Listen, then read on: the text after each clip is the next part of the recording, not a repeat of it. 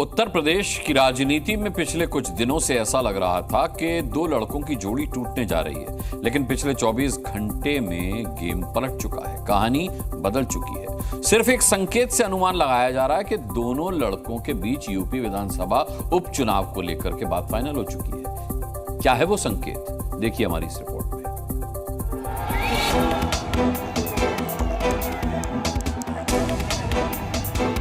सियासत में जोड़ियां चुनाव ही बनाती हैं और चुनाव ही तोड़ती है। राहुल गांधी और अखिलेश यादव की जोड़ी भी चुनाव की वजह से ही टूटी थी और चुनाव की वजह से ही बनी भी थी। पिछले कुछ दिनों से दोनों तरफ से बयान ऐसे आ रहे थे कि यूपी विधानसभा उपचुनाव में कहीं समाजवादी पार्टी और कांग्रेस अलग अलग चुनाव तो नहीं लड़ने वाले हैं। इसकी वजह ये थी कि यूपी की 10 सीटों पर होने वाले उपचुनाव में कांग्रेस 5 सीटों पर दावा ठोक रही थी, जबकि अखिलेश यादव कांग्रेस को 2 से ज्यादा सीटें देने को तैयार नहीं थे। ऐसे में कांग्रेस एकला चलो का ट्रेलर दिखाने लगी थी। अब हुआ यह है कि समाजवादी पार्टी ने 10 में से 6 विधानसभा सीटों पर अपने उम्मीदवारों के नाम फाइनल कर दिए हैं।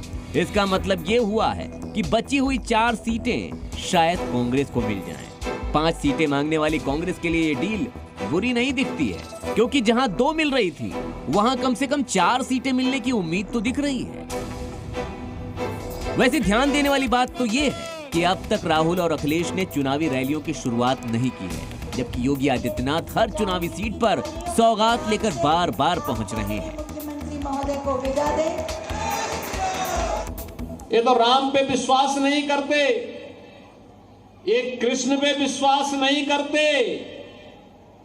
इनको चाहिए, कहते हैं कि राम के लिए भूमि नहीं होनी चाहिए, कृष्ण के लिए भूमि नहीं होनी चाहिए, भूमि तो केवल वक्फ बोर्ड के लिए होनी चाहिए। अखिलेश यादव ने अब तक जिन 6 सीटों पर उम्मीदवार उतारे हैं, सीसामऊ विधानसभा सीट से इरफान सोलंकी की पत्नी नसीम सोलंकी उम्मीदवार होंगी। मझवा सीट से रमेश कुमार बिंद के बेटे ज्योति बिंद उम्मीदवार होंगे। कुंदरकी से पूर्व विधायक हाजी रिजवान, कटहरी से लालजी वर्मा की पत्नी सुभावती वर्मा, करहल सीट से तेज प्रताप यादव और मिल्कीपुर विधानसभा सीट से अवधेश प्रसाद के बेटे अजीत प्रसाद उम्मीदवार होंगे। ब्यूरो रिपोर्ट, जी मीडिया। आज से पीके की पार्टी शुरू हो गई। जी, पीके यानी प्रशांत किशोर। पटना में उन्होंने जन सुराज नाम से एक राजनीतिक पार्टी लॉन्च की है। चुनाव के चाणक्य कहे जाने वाले पीके की एंट्री ने नीतीश कुमार और लालू यादव जैसे मजे हुए सियासी दिग्गजों की नींद क्या सच में उड़ा दी है? इस सवाल का जवाब देगी हमारी ये खास रिपोर्ट। 25 में बिहार में नई व्यवस्था बननी है।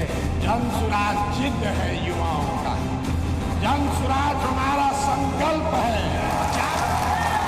नीतीश के सेनापति बने खतरे की घंटी।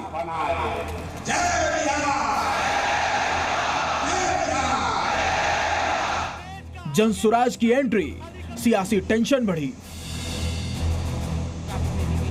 2025 में बिहार विधानसभा चुनाव होने वाला है, लेकिन सियासी पारा अभी से चढ़ने लगा है, क्योंकि राजनीति के सबसे मशहूर रणनीतिकार प्रशांत किशोर ने आज अपनी राजनीतिक पार्टी लॉन्च कर दी है।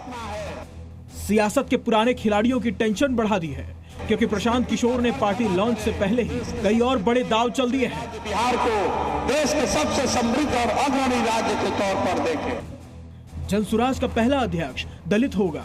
प्रशांत किशोर पार्टी का हिस्सा नहीं होंगे। विधायक अपना नेता चुनेंगे और वही सीएम बनेगा। प्रशांत किशोर को चुनाव आयोग से जनसुराज पार्टी बनाने की इजाजत मिल गई है। इस बात से सबसे ज्यादा बीजेपी, जेडीयू और आरजेडी की टेंशन बढ़ गई है, क्योंकि प्रशांत किशोर का निशाना सबसे ज्यादा नीतीश कुमार और तेजस्वी पर होता है। इसके बाद बीजेपी और मोदी जी का नंबर आता है। जी न्यूज़।